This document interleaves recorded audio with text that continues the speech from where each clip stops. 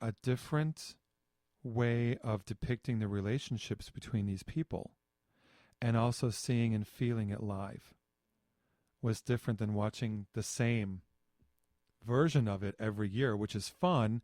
You know, one of the things I always think of is they're all sort of like playing and bickering with each other, and this one young lady had suspenders on, and someone comes up and pulls it out and snaps it back. Yeah, never forgotten that moment in that film. But watching it on stage was really powerful. And then I got to see, and I have a version of this at home, a production that was done both in voice and sign language. Ooh. Yes. And it was with the dual input that I experience when I see this kind of theater. It was unbelievable. I saw it 4 times, twice in the suburbs and twice in the city.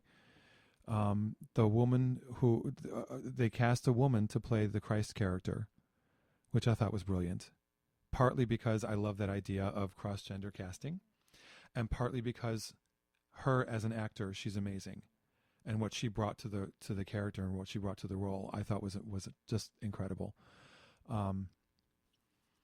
And the guy who sang "All Good Gifts," don't even get me started, because that's my song in that show. And that, no, I'm sorry, that's one of them. "On the Willows" is the one that kills me every time. Mm-hmm. I'm getting a lump in my throat thinking about it. But again, it wasn't until I started to see it on stage and to see that interaction between all of them, you know, on film. And again, the film is a wonderful piece of film history, I think, especially in this genre of Christian film, you know, Christian film. But again, and this is a positive a lot of times, sometimes it's not so positive. When you're filming something, the camera guides you to what the filmmakers want you to be looking at a given moment. Does that make sense? Mm-hmm. On stage, you get to see the entire picture. Correct. And you get to see all the interactions happening at the same time. And so anytime that I've seen this thing and this song "On the Willows," oh my God, if you didn't get the relationships until that point in the story, you sure as heck get them then. Right? Mm-hmm. I mean, Definitely. just, oh my gosh. So anyway, I didn't mean to spend that much time on that, but that's something that I wanted to talk about, because you guys have heard me say it before, I think, and if not, then I'll say it for the first time. There are still things that I remember from my Christian upbringing that I can still value, that I can still appreciate. And it's all of it, any of them that are still here, are based on the concept of love and light, which is what the show is all about. I had said, even when I was still a practicing Christian, that if it's not coming from a place of love, it is not of God. Period. End of story. That's my personal belief about that. And so anything that I still resonate with from my Christian upbringing has to do with love one way or the other, right? Mm-hmm. Okay, so what I'm going to mention here, what I'm getting to is, again, going back to this miniseries that I started to mention. It was a 2-night miniseries. It aired in 2000, 2 nights in a row. And after it finished, the second night, I went online and ordered the DVD that fast, because I thought this was an amazing thing. And I mentioned it to you, but we haven't watched it together yet. Right. It's simply called Jesus. And it's 2 nights. It's 3 hours, maybe a little over 3 hours long. And the thing I love about this particular version of this particular telling of the story is it's very unique. It's very special. It's more real to me. It's not quite as when Christ performs a miracle and you have this sort of choral and orchestral, big swelling music and all this, you know, this kind of thing didn't happen quite the same way in this version of it.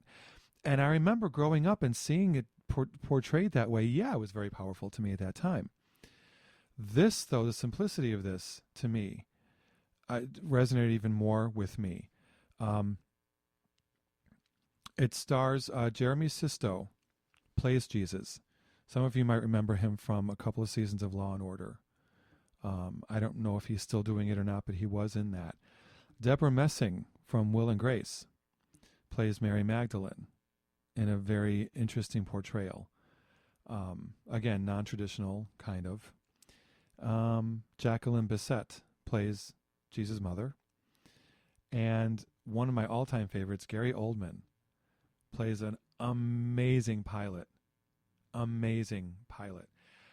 Gary Oldman can portray things. He can portray an entire line or two with one look on his face, and he does it all the time in this. It's just he and Jeremy Sisto are worth the price of admission to this film alone, much less anything else about it. But they had a lot of moments where we got to see, we saw the miracles, and interestingly enough, with the miracles, when they happened in this particular telling of it, it almost looks like after the miracle happens, it almost looks and feels like Jesus is not necessarily celebrating what just happened, but almost foreshadowing what's coming. Like he looks tired. He looks almost sad. And I've never seen that in any other depiction of Jesus before. It's just really an amazing, powerful thing. But at the same time, we have other moments where we get to see him being a human being and having some fun. You know, there are moments of him walking down this dusty road with his apostles with him, and he's messing with the little cord around his waist, and he just flicks it at the guy next to him. And the guy looks at him, and he flicks him again, and the guy flicks him back, and then before you know it, they're chasing each other around the rest of the apostles. Or they go into this town square, into the well to get a drink of water, and Jesus himself starts the water fight.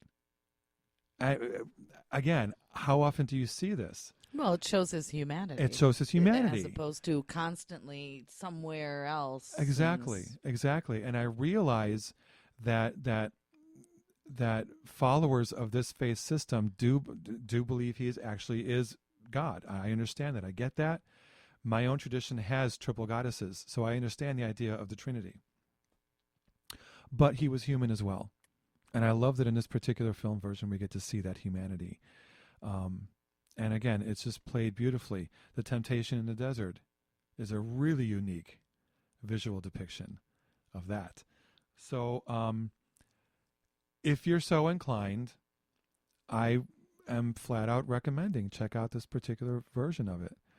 And it doesn't help at the end that they play Leanne Rimes' "I Need You" over the ending credits, as if my heart isn't broken enough. Then they play that, and I'm like, whoa, God, I love that song.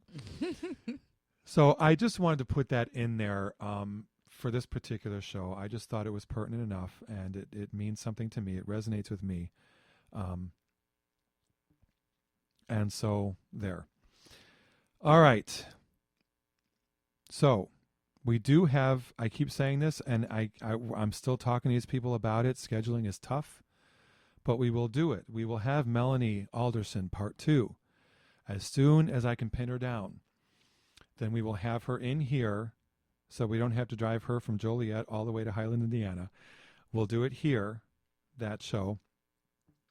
And we will get my dear brother Jeremy Silva will come back again.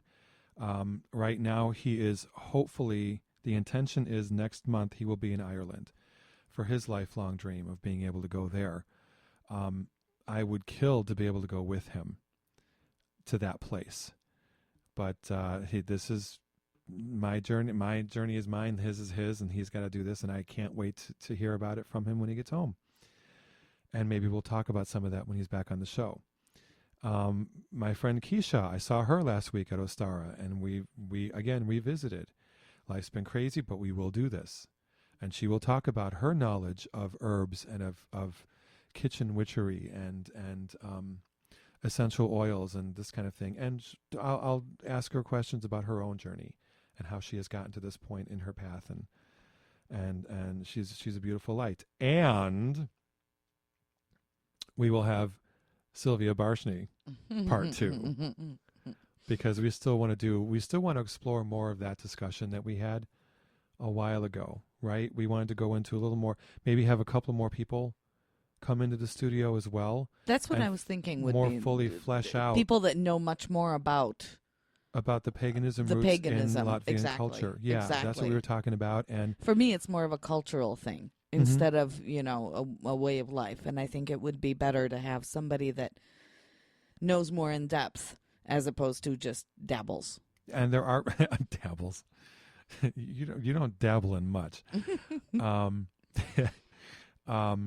yeah, and there are some people here in this church community that have this knowledge, right? That you were Yes. saying, yeah, or at least in the Latvian community in Chicago. Correct. There are people who have more of this, so we will get them in here as well. How are we doing? We are at 125. No, so 5 minutes. Excellent. Again, it's weird to be checking in the time, guys. I should have been following this, and normally I do when we're live. I'll get better at this at pre-recorded shows, I promise you. But this has been interesting. This has been kind of a trip. And again, I cannot thank Sylvia enough for being available to do this kind of thing in this studio, and especially on Easter weekend, which is insane for most Christian churches. I remember when I was in my Lutheran church. Forget about it. It's been a hairy week. Yeah. But today was calm because we went nuts and finished everything. But yeah, this is a crazy week. Well, and especially in my Lutheran church, if you're in choir, a ton of music. And we had one of our members every year as a tradition. She would hand out to everyone in the choir a baggie of throat lozenges. Because we sang a lot at a lot of services, and Easter morning was 2 services in the morning after the night before, the vigil night before, and then you get maybe 5 hours sleep, and then you're back in church and singing again. So it was crazy. So during this crazy week, thank you for taking this time to record this show. You're welcome. And to make the magic happen. I do want to end with a special blessing on this Ostara season, on this Easter weekend. I want to wish all of you the abundance of earth, air, fire, water, and spirit, and the fertility of love and light, and all of its possibilities. On that note, blessings to you all, love and light, and we'll be back in a couple of weeks with another fantastic show. Take care. We'll talk to you guys soon.